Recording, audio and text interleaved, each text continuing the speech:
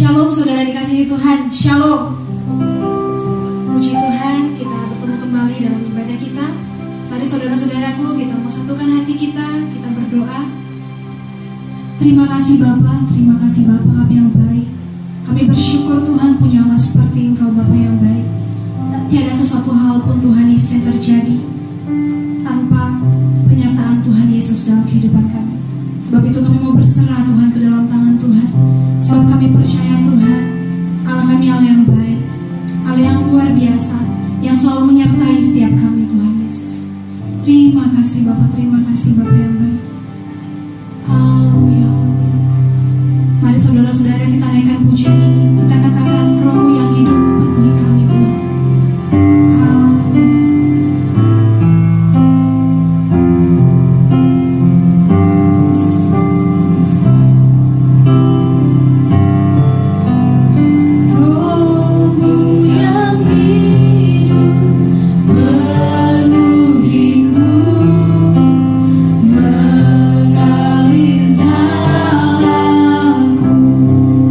Jiwa kami tenang Tuhan.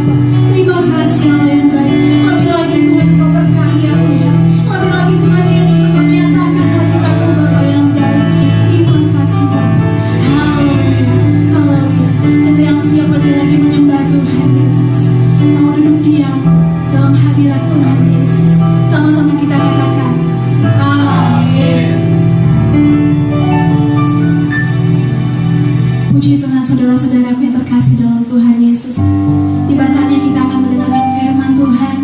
Kita mau mendengarkan suara Tuhan dalam kehidupan kita. Kita mau mendengar setiap kehendak Tuhan dalam kehidupan kita. Mari saudara-saudaraku, lebih lagi kita mau siapkan hati kita. Sebab kita tahu tanpa Tuhan kita bukan apa-apa. Sebab kita tahu tanpa pertolongan Tuhan tidak ada sesuatu pun tanpa kita lewati. Terima kasih Bapa, terima kasih Bapa yang baik. Kami mau berserah hanya kepadamu saja Bapa.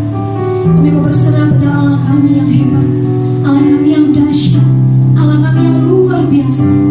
Terima kasih Bapa. Mari saudara-saudaraku, kita naikkan pujian ini. Kita nyanyikan tak terbatas kuasa-Mu Tuhan.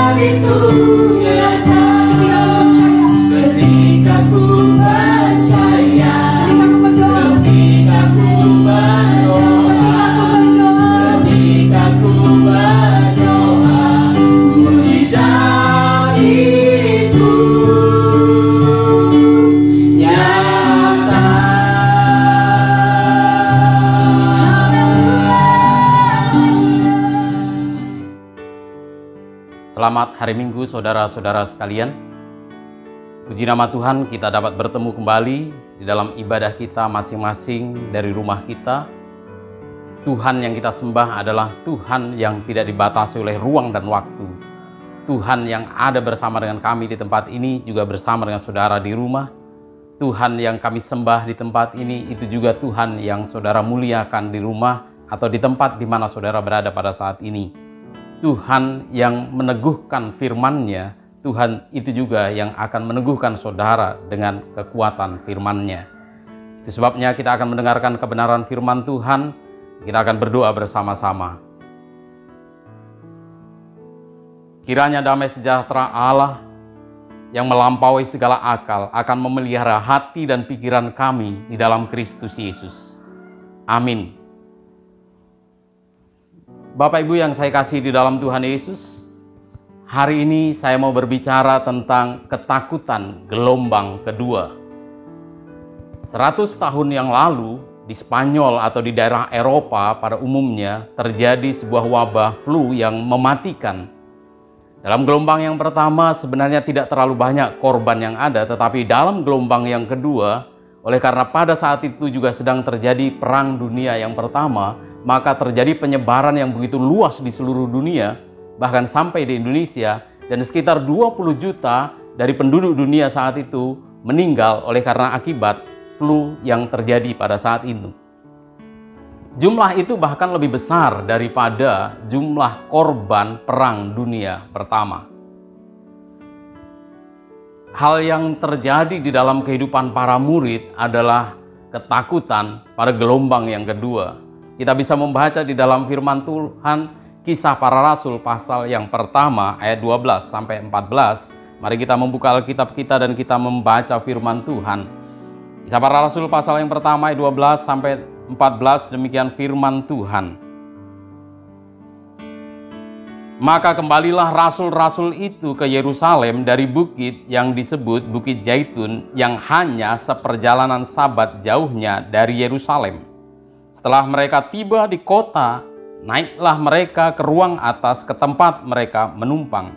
Mereka itu Petrus dan Yohanes, Yakobus dan Andreas, Filipus dan Thomas, Bartolomeus dan Matius, Yakobus bin Alfeus dan Simon orang Selot, dan Yudas bin Yakobus.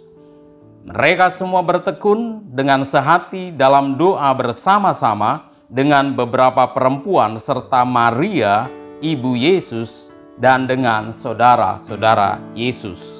Janji Tuhan mengalahkan ketakutan. Para murid mengalami ketakutan gelombang yang kedua. Pertama, ketika Yesus mati, para murid mengalami ketakutan yang luar biasa sampai mereka berkumpul di satu ruangan dan mengunci setiap pintu oleh karena ketakutan. Bahkan beberapa murid ada yang keluar dari kota Yerusalem, ada yang ke Emmaus. Itu karena ketakutan yang terjadi. Ketika Yesus bangkit dan menampakkan diri kepada para muridnya dan kepada beberapa orang di antaranya, para murid memiliki secercah harapan, para murid memiliki satu keberanian untuk mulai keluar dari rumah, dan mereka bisa mulai menampakkan diri, bahkan mereka berani sampai ke Bukit Zaitun. Tetapi kemudian Yesus naik ke surga. Yesus memerintahkan para murid untuk kembali ke Yerusalem.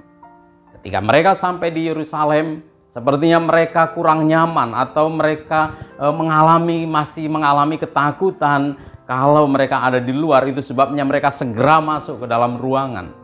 Mereka ada di sana. Mereka tidak boleh keluar dari Yerusalem, tapi mereka mesti ada di sana. Mereka dalam satu keadaan ketakutan oleh karena orang-orang masih belum bisa menerima keberadaan mereka. Kalau kita membaca kisah ini, kita mudah menceritakannya, memahaminya. Mungkin kita ringan untuk merasakannya. Tapi tahukah Bapak Ibu Saudara-saudari sekalian, bahwa para murid kala itu, mereka tidak tahu apa yang akan terjadi selanjutnya. Mereka tidak mengerti apa yang akan mereka alami ketika mereka sedang menanti kehidupan di Yerusalem dan tidak boleh keluar. Mereka tidak tahu berapa lama mereka akan mengalami masa yang menakutkan waktu itu. Kita tahu 10 hari kemudian Roh Kudus dicurahkan, tapi mereka tidak memahami hal itu, Bapak Ibu Saudara-saudari sekalian. Kondisi yang dialami oleh para murid waktu itu hampir sama dengan kondisi yang sekarang sedang kita alami.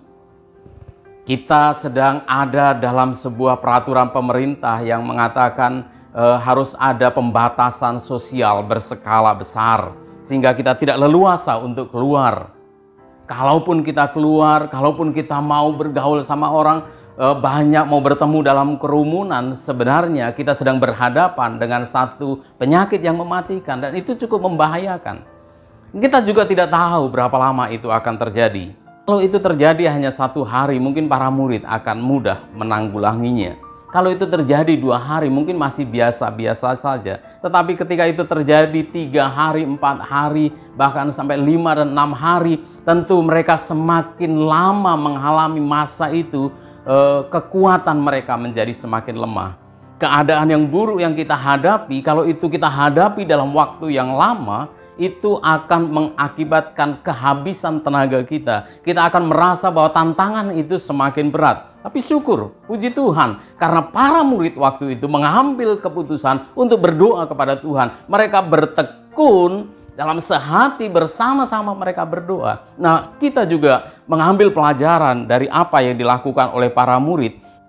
Saya mau mengajak kita untuk bersehati pada saat ini. Ini adalah saatnya di mana keluarga bersatu hati, suami istri saling mendukung, orang tua dan anak bersatu berbicara, membicarakan tentang pertolongan Tuhan, membicarakan tentang karya Tuhan, membicarakan tentang keselamatan yang Tuhan sediakan. Ini adalah saatnya di mana para hamba Tuhan, para pelayan saling mendukung, saling memotivasi, saling menguatkan. Ini bukan saatnya di mana masyarakat menyalahkan pemerintah atau pemerintah menyalahkan masyarakat. Ini bukan saatnya pemerintah daerah melepaskan tanggung jawab kepada pemerintah pusat atau sebaliknya. Ini bukan saatnya di mana para karyawan menuntut seperti keadaan-keadaan normal kepada para pengusaha, atau para pengusaha menuntut hasil yang sama besarnya seperti keadaan normal ketika mereka berusaha. Ini bukan saatnya di mana para tokoh agama, para pemimpin agama menyalahkan pemerintah atau siapapun. Ini adalah saat untuk kita bersehati bersama-sama, memikirkan tentang bagaimana menghadapi dan mengalahkan pandemi COVID-19. Ini adalah saatnya kita bersatu. Saya mengajak murid-murid Tuhan, para pengikut Kristus, untuk menjadi bagian dari pemberi solusi dan bukan menambah permasalahan. Itu sebabnya kita mau berdoa untuk kehidupan kita. Kita belum tahu apa yang akan terjadi esok. Kita tidak tahu apa yang akan terjadi pada hari depan. Kita tidak tahu apa yang terjadi minggu depan. Kita tidak tahu apa yang akan terjadi pada bulan-bulan selanjutnya. Tetapi para murid melakukan doa bersama-sama. Marilah kita berdoa, Bapak Ibu Saudara-saudari sekalian. Kita membangun doa kita. Kita mengumpulkan keluarga untuk berdoa. Kita mencari jejaring dengan orang-orang yang percaya lainnya untuk berdoa.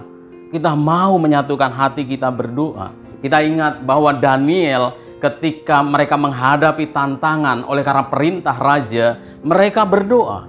Mereka bergabung. Daniel bersama dengan Sadrak, Mesak, dan Abednego, mereka bersatu hati, mereka berdoa. Apa sebenarnya tantangan mereka? Tantangan mereka adalah ancaman kematian kalau mereka melakukan doa. Kalau mereka beribadah kepada Tuhan, maka mereka akan mendapatkan hukuman. Kalau mereka berdoa, maka mereka akan mendapatkan hukuman. Jalan paling mudah, jalan pintas paling mudah, jalan yang bisa diterima oleh semua orang adalah mereka tidak perlu berdoa sehingga mereka tidak berada dalam sebuah tantangan. Tapi apa yang mereka ambil adalah jalan sebaliknya. Ketika mereka dilarang berdoa, justru mereka berdoa menyerahkan tantangan itu kepada Tuhan. Kita juga akan melakukan doa. Tantangan boleh saja ada, tetapi kita akan berdoa. Nah, Bapak Ibu, saudara-saudara sekalian, sebenarnya tantangan terbesar kita bukan apakah kita bisa bersatu hati, bukan apakah kita bisa berdoa, apakah kita mau bersatu hati, apakah kita mau berdoa, tapi tantangan kita yang lebih besar adalah apakah kita bisa bersatu hati dan berdoa dengan tekun. Para murid melakukannya di dalam ketekunan. Dan saya mau mengajak kita untuk tetap bertekun di dalam doa, di dalam kesehatian. Karena kita memiliki pengharapan, maka kita bertekun dalam pengharapan. Para murid melakukan ketekunan. Mereka terus-menerus berdoa, walaupun mereka tidak tahu apa yang akan terjadi selanjutnya dan berapa lama mereka harus berdoa. Tapi mereka bertekun di dalam doa. Kita juga akan terus berharap keadaan ini akan menjadi baik. Kita akan terus berharap bahwa Tuhan akan mendatangkan kebaikan. Kalaupun selama seminggu ke depan belum terjadi perubahan yang berarti, kita akan tetap berharap kepada Tuhan. Kalaupun dalam sebulan ke depan sesuatu perubahan yang nyata belum terjadi, kita tidak akan putus asa. Kalau keadaan seperti ini masih berlanjut beberapa bulan ke depan, kita tetap berharap kepada Tuhan. Kita tetap akan berharap Tuhan menolong kita. Sampai Tuhan menolong, kita tidak akan berhenti untuk bertekun di dalam pengharapan. Sebabnya akhirnya saya mau mengajak kita sekalian, marilah kita bertekun dengan sehati dalam doa bersama-sama. Kita mau mendatangkan kemuliaan Tuhan ketika kita bertekun sehati berdoa. Lihatlah apa yang Tuhan akan lakukan bagi kita sekalian. Tuhan sedang melakukan sesuatu yang besar. Tuhan sedang menyiapkan sesuatu yang besar yang akan kita alami bersama-sama. Berbahagialah kita yang mendengar, merenungkan dan melakukan firman Tuhan. Mari kita berdoa. Saudara, kalau engkau dalam beberapa waktu menanggung tantangan ini seperti sudah mau kehabisan tenaga, bertahan sebentar lagi, sebab Tuhan akan menyatakan pertolongannya. Tuhan pasti akan menolong saudara. Kalau hati kita mulai lemah, kuatkan dan teguhkanlah hatimu di dalam Tuhan Yesus Kristus. Berharap terus kepada Tuhan. Saya mau berdoa untuk saudara. Ya Allah yang di surga, hamba-Mu selesai memberitakan kebenaran firman Tuhan. Roh Kudus, Engkau akan tolong setiap kami, supaya kami dapat mengerti firman Allah. Bahkan Roh Kudus akan menjelaskan lebih lanjut di dalam kehidupan kami. Yang pada akhirnya kami akan melakukan firman Tuhan. Kami akan melihat perkara-perkara yang tidak kami pikirkan, doakan hari ini, Tuhan sediakan bagi kami. Kami menerima kebenaran firman Tuhan. Kami mau bersehati di dalam keluarga, di dalam kehidupan masyarakat. Kami mau bersama-sama berdoa. Kami mau tekun melakukannya di dalam Tuhan. Dalam nama Tuhan Yesus, kami berdoa. Amin. Amin, saudara sekalian.